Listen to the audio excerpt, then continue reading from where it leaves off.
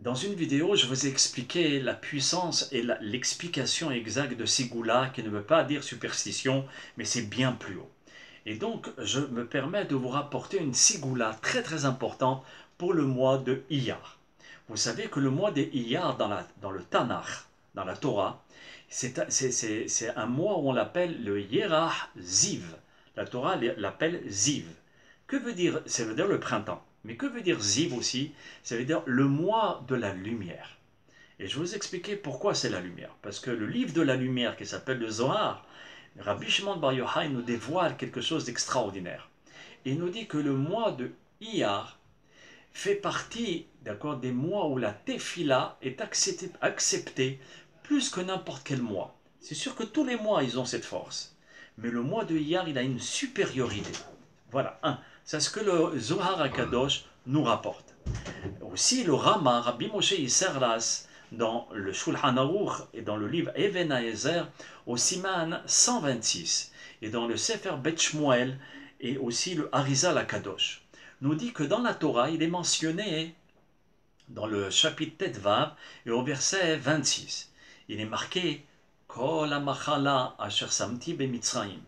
Toutes les maladies que j'ai mis en Égypte, lo asim alecha, je ne les mettrai pas sur toi. Pourquoi? Qui ani Hashem rofecha, car je suis ton médecin. Et donc le rabbi Israël, d'accord, le rabbi Moshe Isserlas, nous dit que le terme Anki Ani Hashem Rofecha, c'est l'acrostiche de Iyar. D'accord, comme vous voyez dans le texte que je vous ai envoyé, Iyar, Aleph, d'accord, c'est Ani, le Yud Yud, c'est Hashem, et Resh, c'est Rofecha, ton médecin. Donc on voit qu'il y a dans ce mois-là une ségoula de recevoir la guérison. Et malheureusement, qui peut dire qu'il est en bonne santé ou qu'il n'a pas de problème de santé? Donc, même si vous n'en avez pas, demandez pour ceux qui sont malades. Et Dieu, malheureusement, sait combien il y a beaucoup de malades dans le Ham Israël. Et la Gemara Shabbat, à la page 147, elle nous dit très bien, chez Me'iyar ve'ad atzeret, arefua mitrazeket kumoïla. Elle le dit en aramien, mais moi je vous l'ai dit en hébreu. Ça veut dire que le mois de Iyar jusqu'à Shavuot, Atzeret, la refoua, elle se renforce et elle est vraiment très bénéfique. Par exemple, si tu prends un médicament le mois de Iyar, d'accord, il va être opérationnel plus qu'un autre mois. Car le Chodesh Iyar, le médicament va être plus bon, ou la plante, ou bien la chose que tu vas faire, va être 1000 fois plus bénéfique. Donc, Iyar porte une chose, c'est quoi? C'est qu'il est au-dessus du Teva, de la nature. Voyez? Et dans le Sefer Asgulot, il est rapporté par nos sages à la page 180 et 181, tout ce que je vous dis.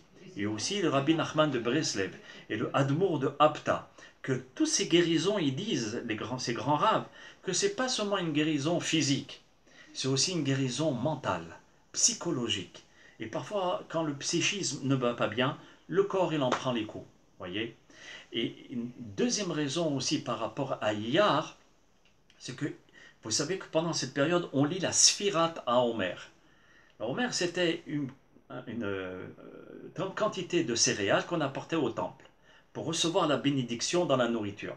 Maintenant qu'on n'a plus cette mitzvah, on n'a plus de temple, alors on continue la mitzvah, excusez-moi, on n'a plus le temple, mais on a la mitzvah.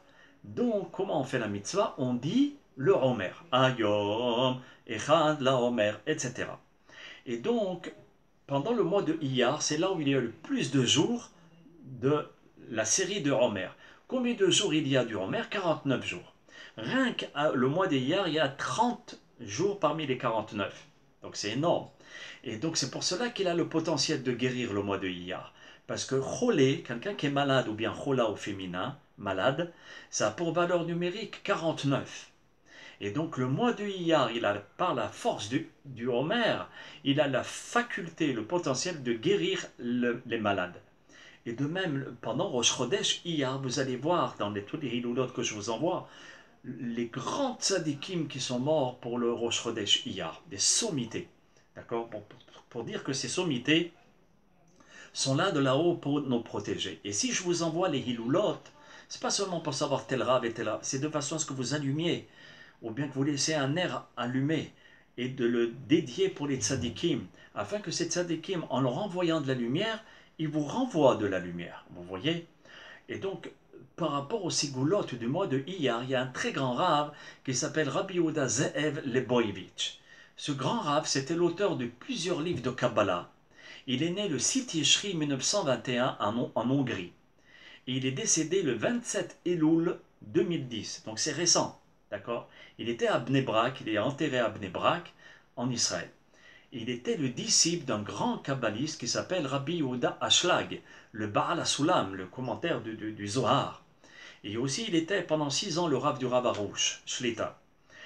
Et concernant ce grand rabbi, d'accord, ce grand rabbi, Rabbi Yehuda Ze'ev Leboyevitch, le Admour de Bedz, le Admour de Tzantz et beaucoup d'autres Admourim ont révélé qu'il était un des 36 tzadikim cachés. Vous savez qu'il y a 36 tzadikim qu'on ne sait pas qui c'est. Parfois on les voit nettoyer les rues de Jérusalem avec des balais, et parfois c'est des grands, j'en ai rencontré. Et donc lui il faisait parmi les 36 tzadikim cachés par son intense degré de sainteté et sa puissance d'érudition. Et lui, ce grand rave, il écrit ainsi, de faire une ségoula le jour du Rosh Chodesh Iyar, ou bien si on n'a pas pu Rosh Chodesh, le dire pendant le mois de Iyar, parce qu'il est consacré à la guérison. C'est que avant de réciter Asher Yatzar, c'est une prière qui se trouve dans les livres du prière tout au début, Asher Yatzar et à Adam, je vous enverrai le texte, et c'est pour remercier Dieu d'avoir un bon corps. Et quand on sort des toilettes, eh ben on en profite de réciter cette bénédiction pour remercier Akadosh Baruch Hu qu'on peut aller aux toilettes, parce que sinon on mourrait. Et donc on fait Asher Yatzar. Le rabbi nous dit, j'ai composé une prière spécifiquement pour le mois de Iyar, et tu vas la lire avant de lire Asher Yatzar, soit le matin, soit l'après-midi de Rosh Chodesh Iyar, et après tu vas réciter avec concentration la bénédiction de Asher Yatzar. Tu as toute la journée pour le faire de Rosh Chodesh et aussi l'autre journée. C'est sûr qu'on a 100% de force par rapport au jour de Rosh Chodesh. Et le restant du mois, on a aussi des forces à 80%. Mais il vaut mieux prendre les 100%. D'accord? Et si vous pouvez, mais ce n'est pas obligatoire, de lire les 5 Tehillim, d'accord, les 5 psaumes, le 3, le 6, le 107, le 142 et le 143. Dans ces Tehillim, vous allez observer que ça parle de la guérison, d'accord, que Dieu m'éloigne de mes ennemis. L'ennemi, c'est toujours le Satan, les ennemis aussi des anges qui nous attaquent, etc. Ce n'est pas seulement l'ennemi physique. Et aussi, je vous ai mis dans le site internet, d'accord, je vous ai mis aussi la prière du Chida, du Rabbi Chaim David Azoulay, que l'on lit aussi pour le mois de Iyar, pour la guérison et de façon à avoir un corps sain. Maintenant, dans la prochaine vidéo, je vais vous enregistrer aussi pendant le mois de Iyar d'autres ségoulottes.